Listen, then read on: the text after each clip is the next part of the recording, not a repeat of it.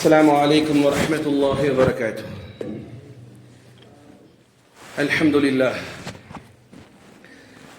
لله أستعينه وأستغفره ونعوذ بالله من شرور أنفسنا ومن سيئات أعمالنا. من يهده الله فلا مضل له ومن يضلله فلا هادي له. وأشهد أن لا إله إلا الله وحده لا شريك له، وأشهد أن سيدنا ونبينا ومولانا محمدا عبد الله ورسوله صلى الله عليه وعلى آله وصحبه وسلم تسليما كثيرا. أما بعد، فقد قال حق سبحانه وتعالى في القرآن العظيم الفرقان المجيد: فأعوذ بالله من الشيطان الرجيم بفضل بسم الله الرحمن الرحيم. يا أيها الذين آمنوا اجتنبوا كثيرا من الظن إن بعض الظن إثم ولا تجسسوا ولا يغتب بعضكم بعضا أيحب أحدكم أن يأكل لحم أخيه ميتا فكرهتموه واتقوا الله إن الله التواب الرحيم. اللهم رب اشرح لي صدري ويسر لي أمري واحلل عقدة من لساني يفقه قولي. ربي زدني علما وارزقني فهما ربي يسر ولا تعسر وتمم لنا بالخير. புகழும் புகழ்ச்சியும் வல்லவன் அல்லாஹ் ஒருவனுக்கு மாத்திரம் உண்டாகட்டுமாக. சாந்தியும் சமாதானமும் இவ்வுலகை சத்தியத்தின் பால் ஈர்த்த உத்தம நபி ஸல்லல்லாஹு அலைஹி வஸல்லம் அவர்கள் மீதும் அன்னாரின் குடும்பத்தாரின் மீதும் அவர்களை முற்றிலுமாக அடிபணிந்து நடந்த சத்திய தோழர்கள் சஹாபாக்கள் மீதும் இங்கு அமர்ந்திருக்கக்கூடிய உங்கள் மீதும் என் மீதும் அகிலத்திலே வாழக்கூடிய அத்துணை மக்கள் மீதும் அல்லாஹ்வினுடைய சாந்தியும் சமாதானமும் என்றென்றும் நின்று நிலவட்டுமாக. பிரியமான சகோதரர்களே, அல்லாஹ் ரப்புல் இஸ்ஸத் முழு மார்க்கத்தையும் முழு இஸ்லாத்தையும் ஒரு சிறிய சூறாவாக இருக்கக்கூடிய வல் அஸ்ர் என்று ஓதக்கூடிய அந்த சூறாவிலே முழு இஸ்லாத்தையும் சொல்லிவிட்டார். முழு மார்க்கம், உலகம், ஆகிரத், மறுமை உலகம் எல்லாவற்றையும் சுருக்கமாக சூரா அஸ்ரிலே சொல்லிவிட்டார். சூரா அஸ்ரிலே சொல்லப்பட்ட அந்த வாழ்க்கை வாழணும் அல்லது அதற்கு எதிர்மறையான ஒரு வாழ்க்கை உண்டு. ஒன்று, ஒரு மூமீனாக இருக்கக்கூடியவன் வல் அஸ்ர் சூராவினுடைய அடிப்படையில் தன்னுடைய வாழ்க்கை அமைத்துக் கொள்ளணும். இல்லை என்று சொன்னால் அவனுடைய மனநிலை எப்படி ஆகும் என்பதையும் அல்லாஹ்வுடைய வசனங்களின் மூலமாக நமக்கு புலப்படுகிறது. அதை பற்றி இன்ஷா அல்லாஹ் இன்றைக்கு பார்க்கலாம். சகோதரர்களே, ஒரு முழு குர்ஆனுடைய சுருக்கத்தை அல்லாஹ் வல் அஸ்ர் சூரால சொன்னான். இதிலேயும் குறிப்பாக அல்லாஹ் ரப்புல் இஸ்ஸத் ஆரம்ப கட்ட வசனங்கள் இறக்கியது எல்லாம் மனித, ஆங்கிலத்தில் சொன்னா ஜெனரல் ஹியூமன் மொராலிட்டி, அதை பற்றிய வசனங்கள் தான் அதிகமாக இருக்கு. அஹ்லாக், பண்புகள், தமிழில் சொன்னா பொது மனித ஒழுக்கம், அதை பற்றிய வசனங்கள் தான் நிறைய வந்துச்சு. மக்கால இருக்கிற வரைக்கும் 1/3 குர்ஆனினுடைய வசனங்கள் இறங்கப்பட்டது இங்கே மக்காவில். இந்த மக்காவில் இறக்கப்பட்ட வசனங்கள் பெரும்பாலும் மனித நேயம், மனிதர்களோடு எப்படி நடந்து கொள்ள வேண்டும், மனிதர்களுடைய உணர்வுகள் எப்படி மதிக்க கற்றுக்கொள்ளணும், மனிதர்களுக்கு உதவுவது, இது மாதிரியான வசனங்கள் தான் அதிகமாக அல்லாஹ் இறக்கினார். மதீனாவுக்கு வந்ததற்கு பிறகுதான் சட்ட திட்டங்களை பற்றியான வசனங்கள் அல்லாஹ் இறக்கிறார். இப்ப இஸ்லாம் ஆரம்பத்திலிருந்து மனித நேயத்தை வளர்க்கக்கூடிய விஷயங்களிலே தான் அதிகமாக கவனம் செலுத்தியது. மனித ஒழுக்கம், மனித நெறி, மனித வாழ்வியல், மனிதனுடைய பொருளாதாரம், மனிதர்களோடு சகஜமாக பழகுவது, மனிதர்களுடைய உணர்வுகளை மதிப்பது, இது மாதிரியான வசனங்களை இறக்கினார். அந்த அடிப்படையில் சூரா அஸ்ரினுடைய வசனங்கள் உலகத்தையும் மறுமையும் சுருக்கமாக சொல்லியது. மீண்டும் உங்களை நினைவுபடுத்த வருகிற வல் அஸ்ர் என்னது? அஸ்ர் நேரத்தின் மீது சத்தியமாக, இன்னல் இன்சான லஃபீ குஸ்ர், எல்லா மனிதர்களும் நஷ்டத்தில் இருக்கிறார்கள். அப்புறம் என்னது? இல்லல்லதீன ஆமனு வஅமிலுஸ் ஸாலிஹாத்தி வதவாஸவ் பில் ஹக்கி வதவாஸவ் பிஸ். யாரெல்லாம் இறைவனை ஏற்றுக்கொண்டு நற்கர்மங்களை செய்து பொறுமையை ஒருவருக்கு ஒருவர் பறைசாற்றிக் கொள்வார்கள். இவங்கெல்லாம் யார் கிடையாது? நஷ்டவாளிகள் கிடையாது. இப்படி ஒட்டுமொத்த குர்ஆனுடைய சுருக்கத்தை முல்லசிர் சூரால சொல்றான். சரி, இது மாதிரியான இதற்கு அகேன்ஸ்டா இருக்கிறாங்கன்னு சொன்னா அவங்க என்ன செய்யணும்? வத்தீனி வஸைத்தூன்ல வரும். இப்படி கேரக்டர் தவறாக இருக்கக்கூடியவங்க அல்லாஹ்ட்ட பாவம் பண்ணி போய் தேடி சரியா வரட்டும். இன்னி ஒரு இடத்துல அதே வத்தீனி வஸைத்தூனுடைய சூரால சொல்லும்போது அல்லாஹ் சொல்லுவான், இன்னல் இன்சான லஃபி ஃபீ அஹ்ஸனி தக்வீம், நான் மனிதனை ஒரு அழகான படைப்பு, லக்கது ஹலக்னல் இன்சான ஃபீ அஹ்ஸனி தக்வீம், மனிதனை மிக அழகான படைப்பை கொண்டு படைச்சேன். இப்ப அழகான படைப்பை கொண்டு படைத்த மனிதன் எப்படி இருப்பான்? நல்லதை ஏவான், தீயதை தடுப்பான், இறைவன் மீது நம்பிக்கை வைப்பான், நல்ல காரியங்களில் ஈடுபடுவான். அதே நேரம் அந்த அடுத்த வசனம் சொல்றான், சும்ம ரஜத்னாஹு அஸ்ஃபல சாஃபிலின். இந்த வல்லஸ்ர் சூராவுக்கு அகேன்ஸ்டான ஒரு வாழ்க்கை வாழக்கூடியவன் எப்படி போவான்னு சொன்னா, தரங்கெட்டதிலும் தரங்கெட்ட மனிதன் மிருகத்தை விட மோசமாக மாறிடும். ஒன்று இந்த பாதை நேரான பாதை, மற்றொன்று மிருகத்தை விட கேவலமான பாதை. அப்ப மிருகத்திலே கேடான பாதை என்பது எப்படி வரும் சொன்னா, அல்லாஹ் மனிதர்களுடைய உணர்வுகளை மதிக்காத மனிதர்களை பார்த்து நீங்கள் மிருகத்தை விட கேவலமானவர் சொல்றாங்க. இன்னும் சொல்ல போனால் இந்த வல்லாசிர் சூராவுக்கு பின்னால் வரக்கூடிய வசனங்கள் எப்படி வருதுன்னு சொன்னா, சூரா லுமஸா, தமிழ் அரபில் நீங்க மடிச்சு மனப்பாடம் பண்ணிருப்பீங்க. வைலுல்லி வைலுல்லி குல்லி ஹுமஸத்தில் லுமஸா அல்லதி ஜமஅ மாலன் வஅஜ்ஜத.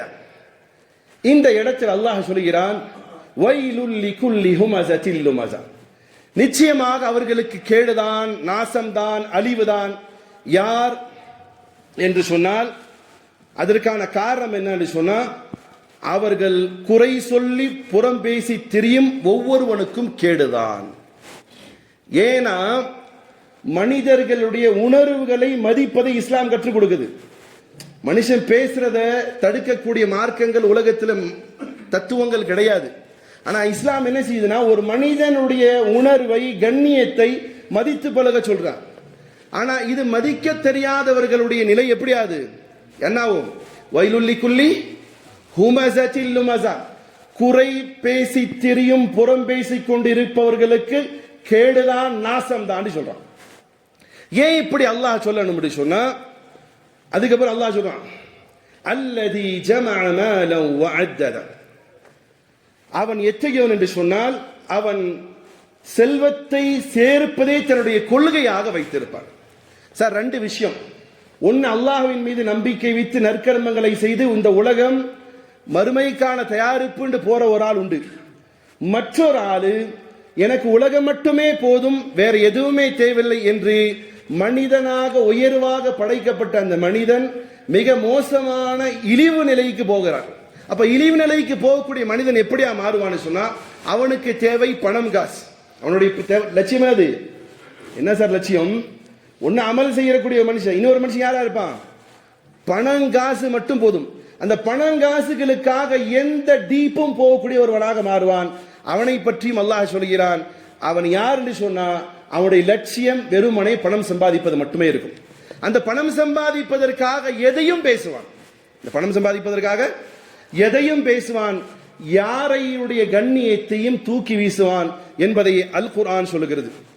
பிரியமான சகோதரர்களே, இந்த இடத்துல நாம் கவனிக்க வேண்டிய ஒரு விஷயம் என்னன்னு சொன்னா, வைல் அப்படின்னு சொன்னா அரபியில ஒரு வருத்தத்திற்கான சொல்லும் சொல்லலாம், வருத்தத்திற்கான சொல்லும் சொல்லலாம். நிறைய அர்த்தங்கள் சொல்லலாம். நான் நேரத்தை சுருக்க பார்க்கிறேன். இன்னொரு அர்த்தம் இருக்கு. வைல் அப்படின்னு சொன்னா நரகத்தினுடைய ஒரு பள்ளத்தாக்கினுடைய பேர் என்னது? கவனமாக கேளு. நரகத்தினுடைய ஒரு பள்ளத்தாக்கின் பேர் என்னது? சொல்லுங்களேன் மனசுக்குள்ளார. வைல். இந்த வைல் பள்ளத்தாக்கை நரகமே பாதுகாப்பு தேடும் அல்லாட்ட. அப்ப அது எப்படி இருக்கும்? நரகம் என்ன செய்யும்? அல்லாஹ் இந்த வயலை விட்டு என்னை காப்பாற்று. அப்ப அந்த வார்த்தை என்ன சொன்ன அல்லாஹ்? வைல், குறை பேசி திரியும் அந்த மக்களுக்கு கேடுதான் என்ற வார்த்தையையும் கூட நரகத்தினுடைய ஒரு பள்ளத்தாக்கை அல்லாஹ் குறிப்பிட்டு சொல்கிறான்.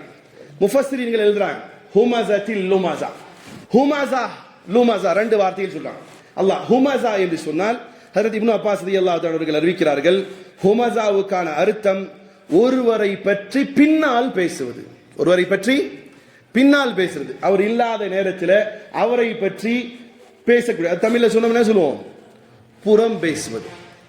எவ்வளவு அல்லாஹ்வுக்கு பிடிக்காத ஒரு செயலாக இருந்தால் புறம் பேசுறது இன்னைக்கு சாதாரணமானது. சார் இன்னைக்கு வைக்கக்கூடிய டிஷ், ஒரு பார்ட்டி வைக்கிறாங்க, ஒரு பார்ட்டி வைக்கிறாங்க, அந்த பார்ட்டியில உலகத்திலேயே ரொம்ப உயர்வான ஒரு டிஷ் வைக்கப்பட்டிருக்கு, அந்த நாட்டிலேயே உயர்வான ஒரு டிஷ் வைக்கப்பட்டிருக்கு, எல்லாம் அடுக்கி வச்சிருக்கிறாங்க, அந்த டிஷ் ஃபுல்லா டேபிள்ல வச்சிருக்கு. ஆனால் அந்த டிஷ்ஷின் மேல் மக்களுக்கான கவனம் செல்லுமா அல்லது வேற ஒரு டிஷ்ஷின் பக்கமா மக்களுக்கு கவனம் செல்லுமா? உண்மையிலே சொல்ல போனா அந்த டிஷ்ஷுக்கு போகாது. 2 பேரோ 3 பேரோ உட்காரோம், அந்த டிஷ்ல போய் உட்காரோம். உட்கார்ந்ததுக்கு அப்புறம் அந்த டிஷ்ஷினுடைய ரிசர்ச்ல இருப்பாங்களா அல்லது அங்க ஆரம்பிக்கக்கூடிய வார்த்தை என்னவா இருக்கும்? அடுத்தவர்களை பற்றி புறம் பேசக்கூடியதான் இருக்கும். இந்த உட்கார்ந்ததுமே என்ன செய்வோம்? டக்குனு வா மாப்பிள்ள சாப்பிடலாம் சாப்பிடுவாரு, என்ன செய்வாரு? எங்க அப்துல் காதர் காணோம், இவர் ஆரம்பிப்பார். அவர் சொல்லுவார், அவன் கிடக்குறான் மாப்பிள்ள, ஏன் இப்படி சொல்ற? அவன் கிடக்குறானா கிடக்குறாங்க கிடக்குறான் விட்டுலாம், ஏன் அப்படி சொல்ற? இல்ல அவன் அப்படி இவன் இப்படி ஆரம்பிச்சு இந்த டிஷ்ஷினுடைய சுவையை காட்டிலும் அங்கு சுவை எடுக்கக்கூடியது எதுடைய சுவை எடுக்கிறாங்க? புறம் பேசக்கூடிய சுவை. அதனால்தான் ஹஜ்ரத் இப்னு அப்பாஸ் ரலியல்லாஹு அன்ஹு அவர்கள் முஃபஸ்ஸிர் தஃப்சீர் செய்கிறாங்க, ஹம்ஸா ஹுமஸா, ஹுமஸா வைலுல்லி குல்லி ஹுமஸா. ஹுமஸா என்று சொன்னால் பின்னால் பேசக்கூடியது, லுமஸா என்று சொன்னால் முன்னாடி நின்று பேசுறது, முன்னாடி நின்று பேசுறது. எப்படி பேசுறது? அவர் செய்ததாக இருக்கட்டும் செய்யாததாக இருக்கட்டும் பேசுவது முன்னால் இருந்து. இன்னொரு முஃபஸ்ஸிர் சொல்றாங்க, ஒரு சில இந்த ஹுமஸா லுமஸாக்கு முஃபஸ்ஸிர் சொல்லும்போது சப்தமாக பேசுவது, குசு குசு என்று பேசுவது, இதுவும் இதில் அடங்கும். இன்னொரு இடத்துல முஃபஸ்ஸிர்கள் சொல்றாங்க, எப்படி ஹுமஸா லுமஸா என்று சொன்னால் முன்னாலும் பின்னாலும் சொல்வதற்கும் ஹுமஸா லுமஸா என்று சொல்லப்படும் என்பதாக. ஆக இமாம் ராசி அவர்கள் அவருடைய கருத்தின் பிரகாரம் பார்த்தால் இந்த கீபத் புறம் பேசுறது எதற்காக இது வருகிறது என்பதை ஆராய்ந்து பார்த்தார். மார்க்கத்தின் அடிப்படையில் ஒருவர் ஒருவரை பற்றி புறம் பேசுகிறார், ஒருத்தர் ஒரு எக்ஸ் இன்னொரு எக்ஸை பத்தி என்ன செய்யறாரு? புறம் பேசுறார். என்ன தேவை இருக்கும் சார்? ஒருத்தரை பத்தி ஒருத்தர் பேசணும்னு என்ன தேவை இருக்கும் சார்? வியாபாரத்தை பத்தி பேசலாம், இன்னொரு கடை பிரான்ச் ஓபன் பண்றேன் அப்படின்னு பேசலாம். இவர் பிரான்ச்சஸ் சொல்லும்போது இவர் என்ன சொல்லுவாரு? இன்னொன்னு இந்த மாதிரி டெக்னாலஜி எல்லாம் பண்ணு அப்படின்னு சொல்லலாம். குடும்பவியலை பத்தி பேசுறாரு, எனக்கு மகனுக்கு பொண்ணு வேணும், அவர் இங்க பொண்ணு இருக்குன்னு சொல்ல போறாரு. ஒருவரை பற்றி அவர் இல்லாத இடத்துல பேசுவது என்பது எதற்கு பேச வேண்டும்? ஒரு எக்ஸ் மேனை பத்தி ஒரு எக்ஸ் மேன், ஒரு எக்ஸ் லேடியை பத்தி ஒரு எக்ஸ் லேடி பேசுறாங்க, எதுக்கு பேசுவாங்க? புறம் எதற்கு வருது? புறம் எதுக்கு வருதுன்னு சொன்னா 2 விஷயத்துக்கு வரும். ஒன்னு தெரிஞ்சே புறம் பேசுறது, தெரிஞ்சே புறம் பேசுறது, இன்னொன்னு தெரியாம பேசுறது. 2 விஷயம் இருக்கா?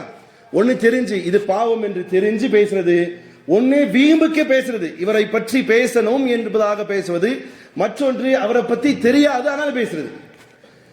முதலாவது தெரிஞ்சே பேசக்கூடியவங்க ஏன் பேசுறாங்கன்னு சொன்னா முஃபஸ்ஸிரீன்கள் எழுதுறாங்க, அவர் மீது உள்ள பொறாமையால் அவரை புறம் பேச வைக்கிறது. ஒரு மனுஷனுடைய சப்ஜெக்ட் வருதுன்னு சொன்னா எதுக்கு வரும்? அவருடைய வளர்ச்சி பிடிக்காமல் வரும், அவருடைய வருமானங்கள் வருவது பிடிக்காம போகும். புறம் பேசுவதற்கு அடிப்படை காரணம் ஒருவரை பற்றி ஒரு சபையிலோ ஒரு தனி நபருடைய சபையிலோ இல்ல தனியாக 2 பேர் உட்கார்ந்து பேசுவதோ இல்ல சபையில உட்கார்ந்து பேசுவதோ எதற்குன்னு சொன்னா அடிப்படை விஷயம். ஒருத்தரை பத்தி புறம் பேசுறாங்க, அந்த சபையில உட்கார்ந்துட்டே இருக்கு, லாஸ்ட்ல கேட்கணும், சரி இவ்வளவு நேரம் இவரை பத்தி கழுவி ஊத்துனீங்களே பேசுனீங்களே எதற்குன்னு கேட்டு பாருங்க. நல்லதுக்காக சொல்லுவாங்க, என்ன சொல்லுவாங்க? அவர்களுக்கே தெரியாது ஏன் பேசணும். அவங்க சொல்லக்கூடிய வார்த்தை பாத்தீங்கன்னா திணறுவாங்க, ஏன் பேசணும்? ஆமா அவர் அப்படி செஞ்சார் தான்ப்பா, ஏன் பேசுனீங்க அப்படின்னு சொன்னா அவர்களுடைய ஜெலஸ், எரிச்சல், பொறாமை, குரோதம், எதிர்ப்பு, வளர்ச்சியை பிடிக்காமல், இதுதான் ஒரு மனிதனை புறம் பேச வைக்கும். அதனால்தான் அல்லாஹ் சொல்கிறான், நீங்கள் புறம் பேசாதீர்கள். இன்னொன்னு சில சமயம் அவருக்கே தெரியாது, அவருக்கே இது புறம் தான் பேசுறோமோன்னு தெரியாது, வந்த செய்தி அப்படி பாஸ் பண்ணி விட்டுட்டு இருப்பாரு. இப்ப இவர் ஏன் புறம் பேசுறாரு? ஒன்னு எரிச்சல பேசுறாரு, ஒருத்தருக்கு அவர் மேல எரிச்சல இல்ல பேசுறாரு, ஏன் பேசுறாருன்னு சொன்னா அவரிடத்திலே பெருமை வந்து விட்டது அர்த்தம். எதுக்கு பேசுவாரு? அவர்கிட்ட பெருமை வந்திருக்கு. என்னன்னா இந்த நிலைக்காக போவது இது சும்மா சொல்லல, ஒரு பெரிய ஆராய்ச்சிக்கு பிறகு சொல்லப்படுகிற வார்த்தைகள். பெருமையின் அடிப்படையில் அவர் பேசுவார். ஏன்னு சொன்னா அவருக்கு எல்லாம் தெரியும், இவருக்கு தெரியாது என்ற எண்ணம் வருகிற பொழுது இவருடைய உள்ளத்திலே பெருமை என்று வரும். பெருமை என்று வரும் பொழுதுதான் பிறரை பற்றி பேச்சு வரும். எனக்கெல்லாம் தெரியும் யா, அதனாலதான் அவர் தெரியாது அப்படிங்கிற நிலையில குறை பேசக்கூடிய நிலை உருவாகும். அப்ப ரெண்டு விஷயம். ஒன்னு, புறம் பேசுவதற்கு அடிப்படை காரணம் பொறாமை, எரிச்சல், குரோதம், எதிர்ப்பு, வஞ்சகம். இவைகளால் ஒரு மனிதன் புறம் பேசுவான். இல்லை என்று சொன்னால் தன்னிடத்தில் இருக்கக்கூடிய பெருமையை கொண்டு பேசுவான். அதனால ரசூலுல்லாஹி ஸல்லல்லாஹு அலைஹி வஸல்லம் சொன்னாங்க, யாரிடத்தில் இந்த பெருமை இருக்கிறதோ அவன் சுவர்க்கத்தினுடைய வாடையை கூட என்ன செய்ய மாட்டான், நுகர மாட்டான் என்பதாக ரசூலுல்லாஹி ஸல்லல்லாஹு அலைஹி வஸல்லம் சொன்னாங்க. அதனால புறம் பேசக்கூடிய அந்த நேரம் என்பதை கொஞ்சம் கவனம் கொள்ளணும். அது நானாக இருக்கட்டும். ஃபர்ஸ்ட் என்னை நான் உபதேசித்துக் கொள்கிறேன். நீங்களும் சகோதரர்களே, இந்த பயான் யாரெல்லாம் கேட்கிறார்களோ அவர்கள் எல்லாரும் ஒரு விஷயத்தை பேசுவதற்கு முன்னால் தேவையா என்று பேசணும். அதனாலதான் அபூபக்கர் சித்திக் ரலியல்லாஹு அன்ஹு அவர்கள் தன்னுடைய நாவிலே எப்பொழுதுமே கல்லை போட்டு கொண்டு வைப்பார்கள். யாரை வச்சிருப்பாங்க? யார் சார்? ஹலீஃபத்துர் ரசூல், முதலாவது ஹலீஃபா ஹஜ்ரத் அபூபக்கர் சித்திக் ரலியல்லாஹு அன்ஹு என்ன செய்வாங்க? வாயில கல்ல போட்டு வச்சிருப்பாங்க. எதற்குன்னு சொன்னா, ஒருவர் வந்து பேசும் பொழுது இந்த பேச்சிற்கு அர்த்தம் தேவைதானா, இந்த பேச்சு நமக்கு தேவைதானா என்று எண்ணி ஓகே இது பேசணும் என்ற ஒரு முடிவுக்கு வந்ததுக்கு பிறகு கல்லை தூக்கி வெளியே வச்சு பேசுவாங்க. இல்லை இதை பற்றி தேவையில்லைன்னு சொன்னா மண்டி ஆட்டி விட்டு போயிடுவாங்க, நீ போயா வெளியே போயா. ஏன்னு சொன்னா பலருடைய நரகத்திற்கு அடிப்படை காரணம் அவர்களுடைய நாவு மட்டும்தான், வேற எதுவுமே இல்லை. சில மனிதர்கள் நரகத்துக்கு போறதுக்கு அடிப்படை அவர் விபச்சாரம் பண்ணியிருக்க மாட்டார், கலப்பட வியாபாரம் செய்திருக்க மாட்டார், இணை வைத்திருக்க மாட்டார், எதுவுமே இருக்காது. நல்ல நல்ல அமல்கள் செஞ்சிருப்பார். ஆனா அவருடைய நாவின் ஒரே ஒரு தூண்டுதலின் காரணமாக அவர் செல்லக்கூடிய இடம் எதுவா இருக்கும்? நரகம் என்பதாக ரசூலை கரீம் ஸல்லல்லாஹு அலைஹி வஸல்லம். பொதுவாக ஒரு சபைகள் என்று சொன்னால் 5 நபர்கள் இருக்கும் பட்சத்திலே அதுல இருந்து ஒருவர் கரண்டு போகிறார். 5 பேர் டீ சாப்பிட வந்தாங்க கடைக்கு. 4 பேர் 5 பேர் வந்த இடத்துல யார் போறா? ஒருத்தர் மட்டும் கலண்டார். எத்தனை பேர் இருப்பாங்க? இந்த 4 பேரும் பெரும்பாலும் யாரை பத்தி பேசுவாங்க? போறான் பத்தியா, எங்க போவான் தெரியுமா? கரெக்டா பாரு மாப்பிள்ள, கடல்ல போறான உள்ள, அப்புறம் மாப்பிள்ள என்ன செய்யறான் பாரு, அவன் இவன் இருக்கான். இந்த 4 பேரும் 5வது நபரை பற்றி புறம் பேசுவாங்க. இந்த 4 பேர் இருந்து பேசிட்டே இருப்பாங்க. அதுல அவருடைய வீட்டுக்காரமா அப்போதான் கூப்பிட்டுருங்க போன் பண்ணி, ஏங்க டைம் ஆச்சு வீட்டுக்கு வரலையாண்டு. இவர் கிளம்புவார். இந்த 3 பேர் யாரை பத்தி பேசுவாங்க? 3 பேரும் 4ஆம் நபரை பத்தி பேசுவாங்க. சரி, 3வது நபரும் போயிட்டார். அவருடைய அண்ணன் போன் போட்டார், இல்ல அத்தா அம்மா போன் போட்டாங்க. இந்த 2 பேர் யாரை பத்தி பேசுவாங்க? சார் மார்க்கம் என்ன சொல்லுதுன்னா, ஒண்ணு உங்களுடைய வியாபாரத்தை பாருங்க, உங்களுடைய மேலும் மேலும் வளர்ச்சி அடைங்க. இஸ்லாம் எங்குமே வியாபாரத்தை செய்யாதீங்க. சில பேருக்கு தியாகி மாதிரி பேசுவான், எனக்கு போதும் அல்ஹம்துலில்லாஹ் நல்லா இருங்க. மூதேவி, நீ சம்பாரிச்சா பத்தாது, உன் முஹல்லா சம்பாதிக்கணும். உனக்கு அல்லாஹ் ஆரோக்கியத்தை கொடுத்திருக்கான், காசு பணத்தை கொடுத்திருக்கான், நீ சம்பாரிச்சு அடுத்தவளுக்கு உதவி செய்ய. இது சுயநலம். நீ செத்தா சுயநலவாதியா சாவ. ஆரோக்கியம், அந்த பொருளாதார வளம், இவைகளை வைத்து ஊரை, அந்த நாட்டை, மக்களை, குடும்பத்தாரை அவர்களை தேற்றக்கூடிய நிலை வரணும். சரி, இப்போ இங்க ஒண்ணு வியாபாரம், அல்லது மனைவி மக்கள், அல்லது இபாதத். இந்த 3 தான். ஒரு முஸ்லிமுடைய தன்மை எப்படி இருக்கும்? எது சார் இருக்கும்? ஒண்ணு கடல் இருப்பார், அடுத்து எங்க இருப்பாரு? நேரமாட்டா தொழுகையில் இருப்பார். தொழு முடிஞ்சு எங்க போவாரு? இதுதான் இஸ்லாம் கற்றுக் கொடுக்குது. நண்பர்களோடு போவாரு, நல்லவைகளை பேசுவார், திருமணம் செய்வாரு. இதுதான் இஸ்லாமிய சுருக்கமான வாழ்க்கை சார். இந்த வாழ்க்கை என்பது ரொம்ப தூரம் கிடையாது. 60 வயசு வரைக்கும் ஒருத்தன் வாழ்றானா, 60 வயசு வரைக்கும் ஒருத்தன் வாழ்றானா, எவ்வளவு தூங்குவான்? எவ்வளவு சார்? 30. மீதி எவ்வளவு இருக்கு? 30. 30ல 15 வயசு வரைக்கும் ஆட்டம் பாட்டம் கொண்டாட்டம், மீதி 15. இந்த 15ல உழைப்பு, ஏறத்தாழ 8 மணி நேரம் வச்சோம்னா, கணக்கு போட்ட ரொம்ப நேரம் ஆகும். வாழ்க்கையை மொத்தத்துக்கு ஒரு 3 வருடம் வாழுவதே பெருசு. எத்தனை வருஷம்? 3 அல்லது 1.5 வருடம் வாழுவதுதான் பெருசு.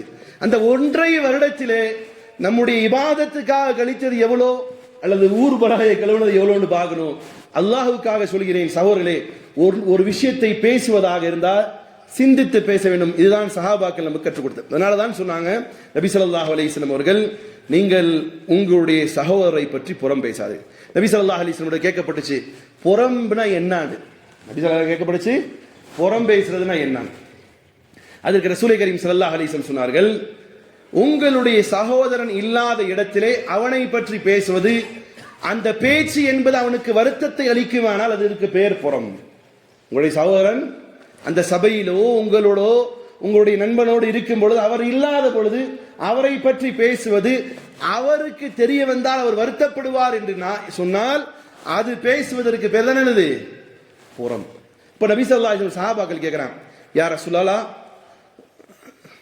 இன் கான ஃபீ அஹீஹி மா அகூல், யா ரசூலல்லாஹ், அந்த சகோதரத்திலே நாங்கள் பேசி அந்த செய்திகள் அவனிடத்தில் இருக்கும் பட்சத்திலுமா, நான் அவனை பத்தி தானே பேசணும், அவன் செஞ்சது தானே சொன்னோம், இப்ப வேக்கான பேசுவோம், பாய் புறம் பேசாதீங்க அப்படின்னு என்ன சொல்லுவாரு?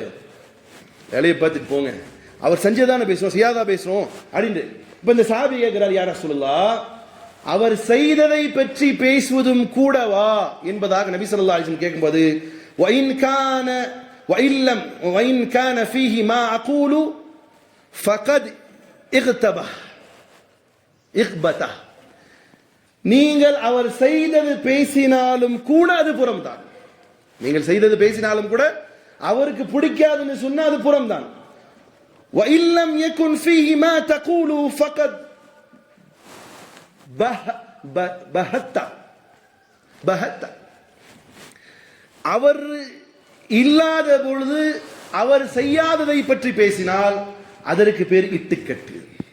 அதற்கு பேர் என்னது? இட்டுக்கட்டுடைய கூட்டம் யார்? அவனுக்கெல்லாம் தலைவன் யார்? அவர்களே யாராக இருக்கட்டும், ஒரு சகோதரனை பற்றி அவன் செய்தது பேசினால் அது பேர் என்னது? புறம். அவன் செய்யாததை பற்றி பேசுவது யாரு? இட்டுக்கட்டு. இட்டுக்கட்டுக்கெல்லாம் அப்ப யார் தெரியுமா? ஹஜ்ரத் உம்மஹாத்துல் முஃமினீன் ஹஜ்ரத் ஆயிஷா சித்திகா ரலியல்லாஹு தஆலா மேல என்ன பண்ணப்பட்டுச்சு? என்ன செய்யப்பட்டுச்சு? இட்டுக்கட்டப்பட்டது, அவதூறு பரப்பப்பட்டது, இட்டுக்கட்டப்பட்டது. செய்யாததை சொல்வதற்கு பேர் என்னது? அவன் மன்னிக்காதவரையிலும் ரப்பு மன்னிக்க மாட்டான். யார் இட்டுக்கட்டப்பட்டதோ அவர் அது பெரும்பாவம். இது கீபத், புறம் பேசுவதை விட பெரும்பாவம் என்னது? செய்யாதை பற்றி. இதுலயும் குறிப்பாக ஒரு செய்தி நமக்கு வருகிறது. அல்லாஹ் சொல்கிறான், உங்களிடத்துல ஒரு செய்தி வருதுன்னு சொன்னா அதை ஆராயுங்கள். அதை என்ன செய்யுங்க? ஆராயுங்கள். ஆராயாமல் அந்த செய்தியை நீங்கள் பரப்பாதீர்கள் என்று சொன்னா அதுவும் கூட உங்களை பாவத்தின் பக்கமாக இழுத்து சொல்லும். இன்னொரு இடத்துல அல்லாஹ் ரப்பல் இஸ்ஸத் கூறுகிறான். அப்போ நபி ஸல்லல்லாஹு அலைஹி வஸல்லம் சொன்னாங்க, நீங்கள் செய்ததை பற்றி பேசினாலும் என்னது? அது புறம். செய்யாதை பற்றி பேசினால் இட்டுக்கட்டு. ஆனால் இன்னைக்கு என்ன செய்யப்படுதுன்னு சொன்னா, இந்த நம்ம சமூகத்தினுடைய மிகப்பெரிய சாபக்கேடு அல்லது நம்மளுடைய நாட்டினுடைய சாபக்கேடுன்னு கூட வச்சுக்கலாம். ஒரு ரொம்ப காலத்துக்கு முன்னாடி சைனாவுக்கு போயிட்டு வந்த என்னுடைய சகோதரர்கிட்ட கேட்டேன், எப்படி இருக்கு சைனா அப்படின்னு கேட்டா அவர் சொன்ன ஒரே ஒரு வார்த்தை, சிம்பிளா சொன்ன வார்த்தை, அங்கே எங்கேயுமே டீ கடை இல்லை, அப்படி டீ கடை இருந்தாலும் பெஞ்ச் கிடையாது. என்ன கிடையாது? டீ கடை கிடையாது. அப்படி டீ கடை இருந்தாலும் கிடையாது, பெஞ்ச் கிடையாது. பெஞ்ச் இருந்தா என்ன செய்யும்? ஊரு குழாய கிளறதுக்கு தான் அந்த பெஞ்ச். இன்னும் சில நபர்களை பற்றி சொல்லுவாங்க, ஊர்ல இருக்கக்கூடிய ஃபித்னாவை பத்தி எல்லாம் கேட்கணும்னா எங்க போகணும்னு சொல்லுவாங்க. உங்களுக்கே தெரியும் யார்கிட்ட போகணும். ஒரு கடை வச்சிருப்பாரு அவரு, அந்த கடைக்காரன் போய் என்ன செய்யலாம்? ஊர் பலா எல்லாம் கேட்டுக்கலாம். ஆனால் இஸ்லாம் அதனாலதான் இப்ப சொன்னாரு, டீ கடையும் இல்ல, அப்படி டீ கடை இருந்தாலும் என்ன கிடையாது? பெஞ்சும் கிடையாது. அதனாலதான் சைனீஸ் எல்லாம் என்ன செய்யறான்? மிகப்பெரிய தொழில் வளத்துல போயிட்டே இருக்கான். நம்ம அண்ணன் மாமா மச்சான் டீ கடை வச்சிருக்காரு, நீங்க அந்த கடையில போய் ஃபர்ஸ்ட் உங்களுக்கு என்ன சொல்லுவோம்? நம்ம என்ன டீ கடை வச்சிருக்கீங்க, உட்கார ஒரு டேபிள் இருக்கா? எதுக்கு தா என்ன சிம்மாசனமா போட்டு வச்சிருக்கிறோம் உட்காந்துக்கிட்டு உட்காரதுக்கு? வந்தோமா டீ குடிச்சோமா போங்க. அப்ப எதுக்கு அங்கே உட்காரக்கூடிய ஏற்பாடு செய்து கொடுக்கணும்ன்ற எண்ணம் வருதுன்னு சொன்னா அதுல வேக்கான பேசுவோம். சுண்ணத்தானவர்கள் உட்காந்து சுண்ணத்தான உட்கார்ந்து ஊரு போல கிளவுறதுக்கு தான் என்னது டேபிளா? அப்போ ஒரு மனிதர்களுடைய இப்போ நம்ம நாட்டில் பார்த்தோம்னு சொன்னா என்ன இருக்கு? டீ கடை இருக்கு. அந்த டீ கடையில பெரும்பாலும் என்ன இருக்குது? பெஞ்ச் இருக்கு.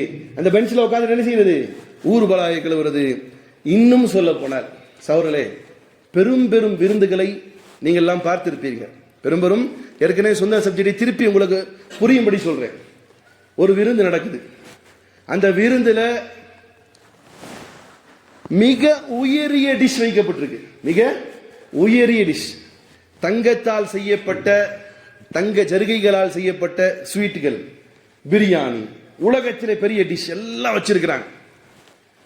அந்த டிஷ்ஷில் எல்லாம் சில பேர் சுவை இருக்காது. இந்த டிஷ் வச்சிருக்காங்க, முன்னாடி வச்சிருக்கிற டிஷ்ல என்னென்ன இருக்கு? உயர்வான உணவுகள் இருக்கு. பிரியாணி இருக்கு, ஸ்வீட் இருக்கு, என்னென்ன இருக்கும் உயர்தர உணவுகள். தந்தூரி இருக்கு, சிக்கன் இருக்கு, மட்டன் இருக்கு, ஒட்டகம் இருக்கு, எல்லாம் இருக்கு. ஆனா சில பேர் அதெல்லாம் சாப்பிட மாட்டாங்க. எதை தெரியுமா சாப்பிடுவாங்க? எதை சாப்பிடுவாங்க? தன் சகோதரனுடைய செத்த பிணத்தை சாப்பிடுவாங்க. பார்த்துருக்கீங்களா? பார்த்துருக்கீங்களா? சார் வச்சிருப்பாங்க டிஷ், கண்ணுக்கு முன்னாடி இருக்கும். ஏய் பிரியாணி சாப்பிடியா? வேண்டாமாப்ல. சரி குஸ்கா சாப்பிடு, வேண்டாமாப்ல. சரியா ஸ்வீட்டா எடுத்துக்கோ, வேண்டாமாப்ல. சரிப்பா ஹைதராபாத்துடைய ஹலீம் இருக்கு, அதை சாப்பிடுப்பா, வேண்டாமாப்ல. மந்தி பிரியாணி இருக்கியா? வேண்டாமாப்ல. பின்ன என்னதான் ஏன் சாப்பிட்றேன்? வயிறு நிறைஞ்சிட்டே இருக்கு மாப்ள, சாப்பிட்டுட்டே இருங்க. தெரியலையா உனக்கு என்னது?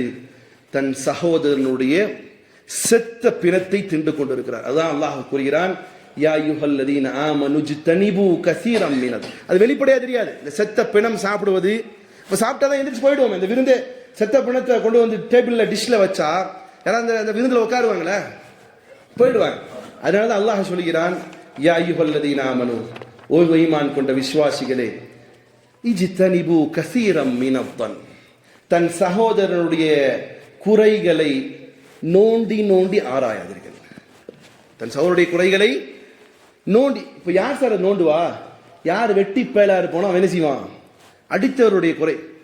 சார் திடீர்னு ஒரு சகோதரன் கார் கொண்டு வைக்கிறான் வீட்டுக்கு முன்னாடி, என்ன சொல்லுவோம்? ஒரு நல்ல மூமினான சகோதரன் சொல்லுவான். நல்ல மூமினான சகோதரன் சொல்லுவான், மாஷா அல்லாஹ் நல்ல கார் வாங்கியிருக்கீங்க, என்ன ரேட்டுக்கு வாங்கினீங்க? சில நேரத்தில் அதுவும் கூட தேவையில்லை. என்ன ரேட்டுக்கு வாங்கினா நமக்கு என்ன தேவை? நம்ம கடன் அடைக்கி போறோம். அவர்கிட்ட ஷேக்கேன் கொடுத்துட்டு, அல்லாஹ் உங்களுடைய பயணத்தை லேசாக்கி தரட்டும், துவா ஓதிட்டு கிளம்புங்க, மாஷா அல்லாஹ் அப்படின்னு சொல்லிட்டு என்ன செய்வாரு?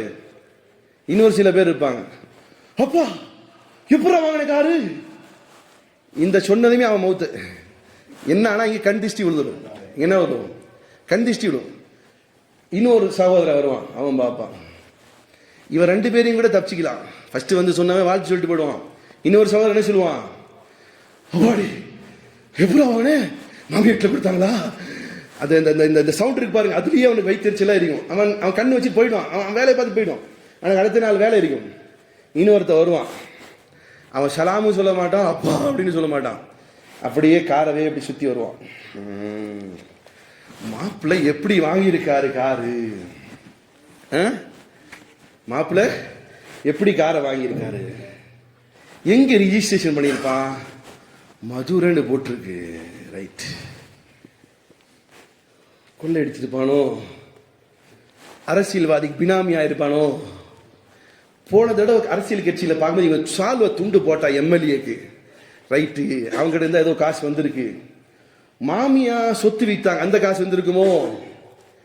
இல்ல பொண்டாட்டி ஜுவல்ஸ் எது வச்சிருப்பானோ? இல்ல டூரிஸ்ட் வந்த இடத்துல பேக் ஏதோ விட்டுட்டு போயிட்டு போட்டானோ? அல்லது யாரையாவது ஏமாத்திருப்பானோ? ரியல் எஸ்டேட்ல அன்னைக்கே போன வாரம் ஒரு ஆள் இடம் வேணும்னாரு, அவர்கிட்ட அமுக்கிருப்பானோ? யாருடைய இது? இது நயவஞ்சகத்தனமுடைய ஒருவனுடைய கொச்சை எண்ணங்கள். இந்த எண்ணங்கள் வரும்போதுதான் இவன் என்ன செய்வான்? இவனுக்கு வயிறு வீங்கிறப்போ இவனுக்கு யார் வந்துடும்? ஹான்னு சொன்னவனும் அப்படின்னு எல்லா இடம் பலாயை விட்டுட்டு போயிடுவான், வாழ்த்து சொன்னவனு போயிடுவான். இப்ப இவனுக்கு என்ன செய்யணும்னு சொன்னா வயிறு வீங்கிரும். ஒருத்தங்கிட்ட போய் ஒரு செய்தியை சொல்லாதுன்னு சொல்லி பாருங்க, அடுத்த நாள் காலையில் நம்ம வீட்டை தட்டி ஒருத்தன் கேட்பான், மாப்பிள்ள இப்படியாமலாண்டு. இவனுக்கு வயிறு வீங்கி ஊரே போவான். அப்துல் ரஹ்மான் கார் வாங்கிட்டாமா, அப்துல் ரஹ்மான் கார் வாங்கி வச்சிருக்கான், அப்துல் ரஹ்மான் கார் வாங்கி. ஏண்டா இதே இன்னொரு சில பேர் இருப்பாங்க, அவர் வாழ்த்தும் சொல்ல மாட்டாரு,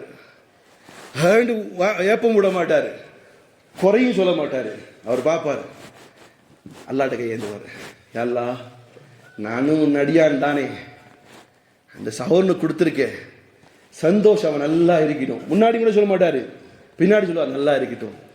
இல்லை எனக்கும் ஒரு கார் தந்துறேன், இது ஆசைப்படுறது தப்பே கிடையாது, எனக்கும் தந்துறேன்.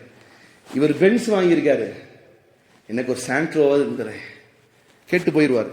இவர் தான் மூமின். ஃபர்ஸ்ட் ஆளு அவரு மூமின். இந்த ரெண்டு பேர் இருக்கான் பாருங்க, இவன் ஹராத். இவன் யாரு? இந்த ரெண்டு பேரும் யாரு?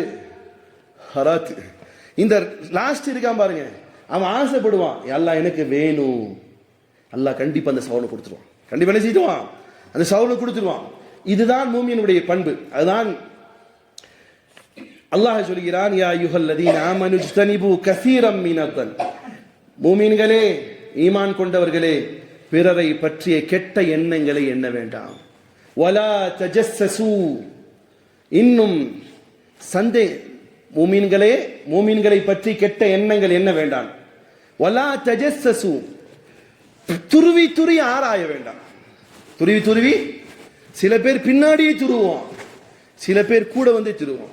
பின்னாடி துருவது நான் ஃபர்ஸ்ட் சொன்னேன் பாருங்க, இருந்தால் ஊருக்கெல்லாம் போயிட்டு, என்ன மாப்பிள்ள திடீர்னு கார் வாங்கிட்டு வந்திருக்க, வீடு கட்டிட்டாரு, எப்படி அல்லாஹ் கொடுத்தான் கட்டினாரு, உனக்கு எங்கேப்பா.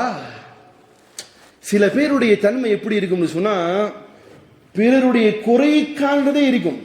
அல்லாஹ் என்ன செஞ்சிருவான் தெரியுமா, அந்த நபர்களை குறைய பார்த்துட்டு போடான்றான். குர்ஆன் அல்லாஹ் சொல்றான், சிலர்களுடைய பாவங்களை வைத்து அதை சோயாக்கி விடுவோம்னு சொல்றான். எப்படி சொல்றான்? சிலருடைய பாவங்களை நான் அழகாக காட்டி விடுவேன், அதையே அவர் செஞ்சுட்டு போயிட்டே இருப்பார், இவருக்கு வளர்ச்சியே வராது, இவர் அப்படியே தான் கிடக்கணும். ஆனால் ஒரு மூமினானவன் பிறருக்கு கொடுக்கப்பட்ட நியமத்தையும் கூட தனக்கு வேணும் என்று கேட்கும் பொழுது அல்லாஹ் அந்த மூமினான சகோதரனுக்கும் கொடுப்பான். அதனாலதான் அல்லாஹ் சொல்கிறான், வலா தஜஸ்ஸசு. சில பேர் பின்னாடி ஆராய்வான், சில பேர் அவர்கிட்டே வருவான். வண்டி வாங்கியிருக்கீங்க, எப்படி லோன் போட்டீங்களா? வாங்கினால என்ன சொல்லுவாரு, டக்குன்னு லோன் போட்டுருங்கன்னு சொல்லுவாரா? சில பேர் பயம் சொல்லுவாங்க, ஆமா லோன் போட்டுரு. இவர் லோனே போடாமல் இருக்கிறாள் என்ன செய்வார், பொய் சொல்ல வைப்பார். அவரு என்னைக்கோ கஷ்டப்பட்டு சேர்த்து குருவி மாதிரி சேர்த்து வாங்கியிருப்பார். இப்போ வந்து கேட்கறது, எப்படி லோன் போட்டீங்களா? ஆமான்ட்டுவார். ஏன்னா லோன் போடலன்னு சொன்னானுங்க, இவன் ஊர்ல போய் என்ன சொல்லுவான், லோனே போடலையாமா, எங்கே பழுக்க அடிச்சிட்டாரு. இப்போ லோன் இவர் பொய் சொல்ல வச்சுட்டான். பின்ன லோன் எப்படி கிடைச்சிச்சு, உங்களுக்கு அசட்டே கிடையாது, டாக்ஸ் கட்டுறீங்களா அப்படின்னு கேட்பான். இப்போ இந்த காரியங்களை செய்ய, வலா தஜஸ்ஸசு, பிறருடைய விஷயத்தை நோண்டி நோரி ஆராயாது. வலா யக்தப் பஅதுகும் பஅதா. பிறகு அல்லாஹ் சொல்கிறான், யாரை பற்றியும் ஒருவர் பிறரை பற்றி புறம் பேசாதீர்கள். அவர் செய்திருந்ததை பற்றி பேசுவதும் புறம்தான், பேசாதீர்கள். இப்ப இங்க வர்றேன், அயுஹிப்பு அஹதுக்கும் அன் யஅகுல லஹ்ம அஹீஹி மைதா. அல்லாஹ் கேட்கிறான், உங்களுடைய சகோதரன் செத்த பிணத்தை சாப்பிட விரும்புவீர்களா? செத்த பிணத்தை சாப்பிடுவோம் யார் யார் சாப்பிட்றா? அகோரி சாப்பிடுறோம். முஸ்லிமா இருக்கவங்க சாப்பிட முடியுமா? ஆனா அல்லாஹ் என்ன சொல்றான், அப்ப நான் சொன்னது முன்னாடி வச்சிருக்கிற டிஷ், சூப்பர் டிஷ் வச்சிருக்கான், அதையெல்லாம் சாப்பிடாத சுவை இல்லாதவர்கள் புறம் பேசுவதன் மூலமாக தன் சகோதரனுடைய செத்த பிணத்தை திங்கிறான். அதனாலதான் கொஞ்ச நேரம் சாப்பிட்டதுமே வயிறு நம்பிருச்சுங்கிறான். இவன் திண்டது எது, திண்டது எது சார்? பிரியாணியா சாப்பிட்டான், ஹலீமா சாப்பிட்டான், முகல் பிரியாணியா சாப்பிட்டான், அவன் சாப்பிட்டது இவ்வளவு நேரம் என்னது, செத்த பிணத்தை. ஏன் அல்லாஹ் இப்படி சொல்லணும்? ஏன் அப்படி சொல்லணும்னா, செத்து கிடக்கக்கூடிய பிணத்தை நீங்க எங்கிருந்தாலும் அறுக்கலாம். சார் ஆடு செத்து போய் கிடக்குது, ஆடு என்ன செய்யலாம், மனுஷனையாட்டும் ஆடு ஆகட்டும், அந்த ஆடை நீங்க கையை பிடிச்சா இருக்கிறீங்க, ஏதாவது செய்யுமா? உணர்வு இருக்குமா? காலை பிடிச்சி அறுக்கிறீங்க, செத்த ஆடை, உணர்வு இருக்குமா? உயிர் இருக்குமா? மனுஷன் செத்து கிடக்குறான், அவன் கையை பிடிச்சி அறுக்கிறான், உணர்வு இருக்குமா? டெட் பாடி அல்லது போஸ்ட்மார்ட்டம் ரூம்ல போய் அறுக்கும்போது மனுஷன் கத்துறானா? எங்க எடுத்தாலும் உனக்கு உணர்வு இல்லையே. அல்லாஹ் எப்படி இதை ஒப்பிட்டு காட்டுறான்னு சொன்னா, யாரை பற்றி நீ பேசுகிறையோ அந்த சகோதரன் செத்த பிணம் போல கிடக்கிறான். செத்த பிணம் மாதிரி அவன் அங்கே இல்லையே, பிரசன்ட்ல இல்ல. ஒரு சகோதரனுடைய குறையை நீங்கள் பேசும்போது அவன் இருந்தால் அவன் உயிருள்ளவனாக இருப்பான். அவன் இல்லாதது அங்கு செத்த பணம் மாதிரி கிடக்கிறான், அதான் தின்ட்டு இருக்கிற. சரி, உயிருள்ளவனாக இருந்தால் அவன் முன்னாடி பேசினா என்ன செய்வான் அவன்? சார் ஒருத்தனை பத்தி நீங்க குறை பேசுறீங்கன்னு சொன்னா அவன் பிரசன்ட்ல என்ன செய்வான்? சார் ஆடு காலை பிடிச்சி இழுக்கிறீங்க உயிரோடு இருக்கும்போது என்ன செய்யும் சார்? மூஞ்சி சேர்த்து எத்தும். ஒண்ணுமே முடியாத பூனை கூட நீங்க விரட்டினீங்க ஓடி போகும். அதான் பார்சில சொல்லுவாங்க, குருபா நசேத் பகீரத் சரே சம்ஷீர தேஜ்னு பார்சி வார்த்தை அது. பூனையும் கூட நீங்க விரட்டினீங்க ஓடி போயிடும். ஆனா அது ஒரு ஹால்ல போட்டு பூட்டி வச்சு நீங்க விரட்டுங்க என்ன செய்யும்? என்ன சார் செய்யும்? எதிர்த்து கடிக்க வரும். அப்போ ஒருத்தன் உயிருள்ளவனை பற்றி பேசும் பொழுது அவனுக்கான ரைட்ஸ் சாய்ஸ் அவன் மறுப்பான், பேசுவான். அவன் இல்லாத பொழுது பேசும் பொழுது அவன் பிணத்தை திங்கக்கூடிய சமம். அதான் அல்லாஹ் சொல்றான், நீங்கள் இல்லாத பொழுது அவனை பற்றி பேசுவது என்பது அவன் பிணத்தையே நீங்கள் திங்கக்கூடிய பிணத்தை எது திங்கும்? கழுகை போன்றவர்கள் என்பதாக அல்லாஹ் ரப்புல் இஸ்ஸத் கூறி. அதனாலதான் இந்த ஒரு உதாரணத்தை ஒப்பிடுகிறான். ஒரு சகோதரன் இல்லாத பொழுது அவனை பற்றி பேசுவது என்பது செத்த மாமிசத்தை பிணத்தை தின்பதற்கு சமம். அதே நேரம் ஒரு சகோதரத்தில் ஒரு குறை காணுகிறான். இஸ்லாம் எப்படி சொல்லுமா சொல்றது? அல் முஸ்லிம் மிர்அத்து முஸ்லிம். ஒரு சகோதரத்தை குறை காட்டுறாங்க. அழகான பண்பு என்ன தெரியுமா? அது சபையிலையும் கூட சொல்லாமல் அந்த சகோதரத்தில் தனிமையிலே போய், ஏன்னா ஒரு முஸ்லீம் பிற முஸ்லீமினுடைய கண்ணாடி போன்றவன், தான் எப்படி அவன் அப்படி. ஆகையால் இடத்துல குறை இருந்தாலும் கூட தனிமையிலே சென்று, எப்பா உன் நலவை நாடி இதை விஷயத்தை சொல்றேன், இதை தவிர்த்துக்கொள் என்று பேசுவன் முஸ்லிம். பின்னால் பேசக்கூடியவன் பிணத்தை திங்கக்கூடிய பிண கழுகு என்பதை இஸ்லாம் சொல்கிறது. அதனால்தான் அல்லாஹ் சொல்லிட்டு சொல்கிறான், நிச்சயமாக நீங்கள் இப்படி பிணத்தை தின்பதை வெறுப்பீர்கள். அப்ப வெறுத்துட்டீங்க, பிணத்தை சாப்பிட வெறுப்பீங்க. அப்ப என்ன செய்யணும்? இந்த தன்மை இருந்தால் அல்லாஹ் சொல்கிறான், வத்தகுல்லாஹ், அல்லாஹ்வை அஞ்சிக் கொள்ளுங்கள், இன்னல்லாஹ தவ்வாபுர் ரஹீம். நிச்சயமாக இந்த தன்மை இருந்தால் அல்லாஹ்விடத்திலே பாவ மன்னிப்பை தேடுங்கள். யாரை பற்றி புறம் பேசப்பட்டு அவரிடத்தில் என்ன செய்யுங்க? போய் மன்னிப்பு கேளுங்கள். அப்படி நீங்க அவரும் மன்னித்தால் அல்லாஹ்வும் மன்னிப்பான். அப்படி மன்னிப்பவன் யாருன்னு சொன்னா, இன்னல்லாஹ தவ்வாபுர் ரஹீம், நிச்சயமாக அல்லாஹ் நிச்சயமாக பாவம் மன்னிப்பவன், ரஹீம் இரக்கமுள்ளவன் என்பதாக அல்லாஹ் தன்னுடைய தன்மை சொல்கிறான். ஆக பிரியமான சகோதரர்களே, நம்மிடத்தில் இருக்கக்கூடியதிலே மிக மகா மோசமான பழக்கம் புறம் பேசுவது. ஆனால் இந்த புறம்தான் ஒவ்வொரு சபைகளையும் அலங்கரிக்கிறது. இன்னைக்கு எல்லா சபைகளையும் அலங்கரிக்கிறது எது? எது சார் அலங்காரம்? நீங்க போட்டிருக்கக்கூடிய லைட்டோ, பூச்செடியோ, டிஷ்ஷோ, உணவோ அதெல்லாம் அலங்கரிக்குவதில்லை. ஒரு சபையிலோ அல்லது ஒரு தனிநபர்களுடைய சந்திப்பிலோ எது அந்த பேச்சை அலங்கரிக்கிறது, இன்பமாக்குகிறது, சுவையாக்குகிறது என்று சொன்னா அந்த புறம் பேசக்கூடியதான், அந்த செத்த பிணத்தை திங்கக்கூடிய அந்த கலாச்சாரம் தான் அவரவர்களுடைய மனங்களுக்கு ஏற்றவாறு சுவை அளிக்கிறது. ஆனால் அதை பேசுவதற்கு முன்னால் தன் நாவை சிந்தித்து உபயோகிப்பதன் மூலமாக பெரும் பாவத்திலிருந்து தப்பிக்கலாம். அல்லாஹ் சொல்லக்கூடிய எனக்கும் கேட்கக்கூடிய உங்களுக்கும் புறம் பேசுவதை விட்டும் தவிர்ந்திருக்கக்கூடிய பாக்கியத்தை தரட்டுமாக. வாஹிதான் அல்ஹம்துலில்லாஹி ரப்பில் ஆலமீன்.